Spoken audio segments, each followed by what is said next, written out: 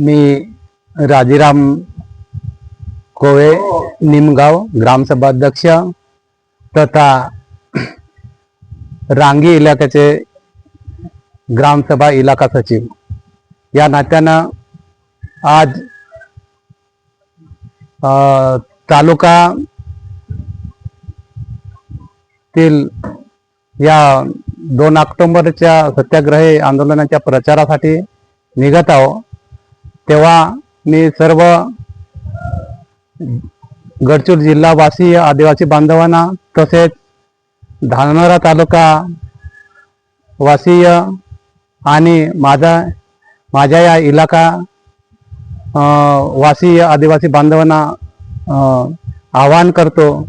की आपण 2 ऑक्टोबर सत्याग्रह आंदोलन सुरू होत आहे, तेव्हा सर्व आदिवासी जनतेला आग्रहाची विनंती आहे की आपण या आंदोलनात सहभागी होऊन आमच्या आंदोलनाला